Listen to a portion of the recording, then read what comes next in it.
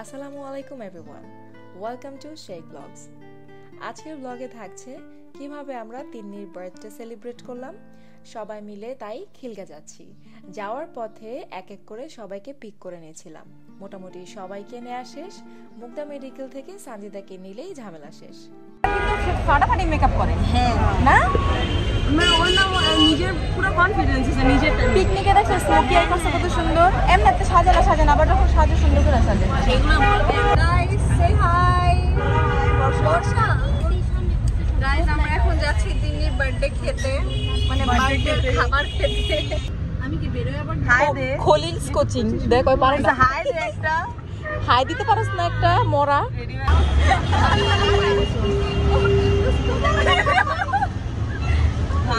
রাস্তায় একটু জ্যাম না থাকায় খুব স্মুথলি সবাইকে নিয়ে তাড়াতাড়ি পৌঁছে গেলাম। আমরা সবসময় চেষ্টা করি কোনো রুফটপ রেস্টুরেন্ট সিলেক্ট করতে, কারণ আউটডোরে ছবি ভালো হয়। যেহেতু আমাদের মেয়েদের আউটিংগুলোর মেন পারপাসই হলো সুন্দর সুন্দর ছবি তোলা, তাই সবসময় দেখা যায় রুফটপগুলো বেছে নেওয়া হয় যেগুলোর ইন্টেরিয়র খুব সুন্দর হয় বা ফটোজেনিক হয়। হাই দাও হাই দাও। বাকিরা সবাই বাইরে গিয়েছে ছবি তুলতে, ওদের আসতে না আসতে শুরু হয়ে গেছে। কিন্তু আমার বরাবরের মতোই একটা ম্যান্ডেটরি ডিউটি হলো এই দুজনকে একটু সাজিয়ে দেয়া। সত্যি বলতে আমি এটা খুব এনজয় করি। তিন্নি আর সাবরিনা একেবারেই সাজে না কোথাও গেলে, তখন তাড়াতাড়ি করে ওদের একটু রেডি করে দিয়ে এরপর আমরা সবাই মিলে একসাথে ছবি তুলি। ওদের খুব একটা বেশি সময় নিয়ে বা অত বেশি কিছু করে দেই না, জাস্ট সামান্য একটু বাচ্চাদের মতো করে সাজাই, বাস এতেই মাশাআল্লাহ সুন্দর লাগে। প্রথমেই বার্থডে গার্লের সাথে সবাই একটা করে ছবি নেবে, কারণ সবাই যার যার ওয়ালে পোস্ট করবে। তাই ওই দিন প্রচণ্ড গরম ছিল, রোদের মধ্যে বেশিক্ষণ থাকা যাচ্ছিল না, তাই বাইরে কিছুক্ষণ থেকে আবার ইনডোরে এসে একটু রেস্ট নিয়ে আবার বাইরে যাচ্ছিলাম।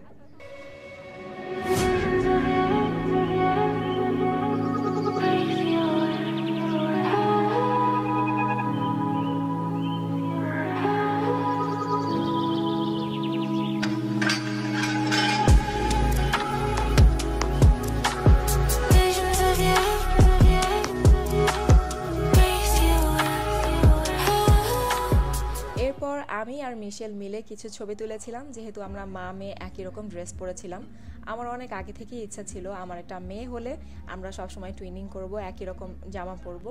তাই মাঝে মধ্যে সুযোগ হলে ইচ্ছাগুলি একটু একটু করে পূরণ করি। মানে বিয়ে বাড়ির ভিডিও দেখ, ওই মুখে দেয় না, আমি যতক্ষণ ভিডিও ধরে রাখি। তুই হ্যাঁ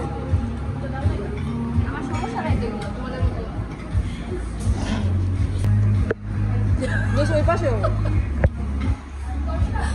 ওই পাশে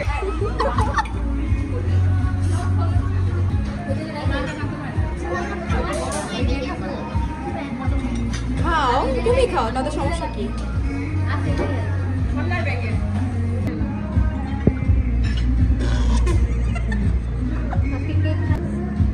দাঁড়ায় আসছি।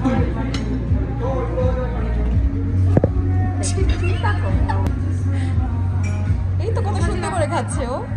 ওয়াও। খাওয়ার সময় সবাইকে বিরক্ত করে এরপর আমি শান্তিতে খেতে বসলাম। খাওয়া শেষ করে আমরা আবার বের হলাম, কারণ আমাদের গ্রুপ ছবি তোলা বাকি। আজকে আমাদের গ্রুপ ছবিগুলো মিশেল তুলে দেবে। গ্রুপ ছবি তুলবে এখন নাকি এখন তোদের ছবি তোলা বাকি? গ্রুপ ছবি তুলবে। গ্রুপ সুন্দর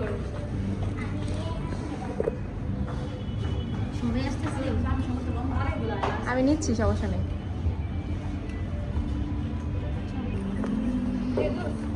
তুমি একটু পিছনে পিছনে আসো, সবাই উঠো। ওকে, যাও না কেন, যাও। ওকে।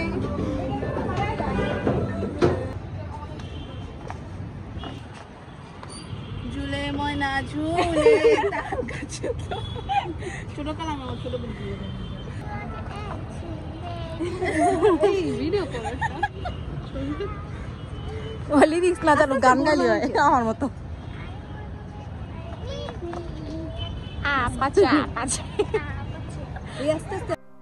এই ছিল আমাদের আজকের ছোট্ট একটা ব্লগ।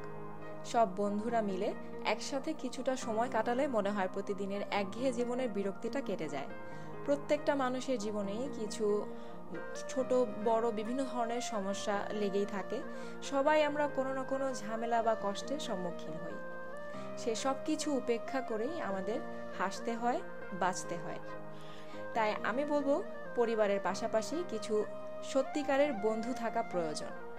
অনেক বেশি দরকার নেই, অনেক বড় কোনো গ্রুপ থাকুক সেটারও প্রয়োজন নেই।